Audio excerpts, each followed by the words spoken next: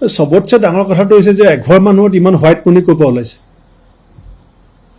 এঘৰ মানুহত ইমান হোৱাইট মনি ওলায় যে গোটেই অসমখন কিনিব পৰা হৈ গৈছে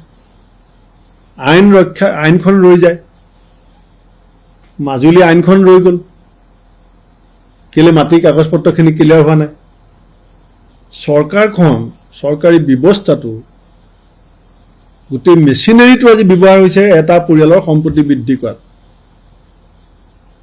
আৰু হোৱাইট মনি অভাৱনীয়ভাৱে বৃদ্ধি পাইছে ব্লেক মনিটো তেখেতৰ গুৰিত নায়েই তেখেতে ব্লেক মনি চাগিলে দেখাও নাই চিনিও নাপায় ব্লেক মনি আমাৰবিলাকৰ ঘৰতে আছে গতিকে ইমান হোৱাইট মনি গঢ়াৰ যিটো টেকনিক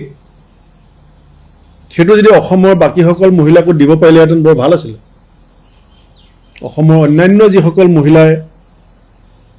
বকবকাই আছে ইলেক্ট্ৰিচিটি বিল দিব নোৱাৰাৰ কাৰণে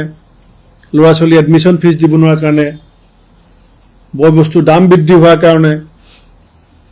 চাহ শ্ৰমিকৰ মাত্ৰ 50 টকা এটা হোৱাইট মনি বৃদ্ধি নাপায় আৰু বেলেগে বিঘাই পুৰাই হোৱাইট মনি ব্যৱহাৰ কৰিব পাৰে এই টেকনিকটো মই ভাবোঁ মুখ্যমন্ত্ৰী ডাঙৰীয়াই অসমৰ অন্যান্য পিছপৰা দুখীয়া মহিলাসকলকো এটা প্ৰশিক্ষণ আমিও সহযোগ কৰিম আমাৰ কংগ্ৰেছৰ মহিলাসকলকো পঠাই দিম যে কেনেকৈ হোৱাইট মনি বৃদ্ধি পায় এটা জ্ঞান দিবৰ কাৰণে তেখেতে এটা প্ৰশিক্ষণ শিবিৰ আয়োজন কৰক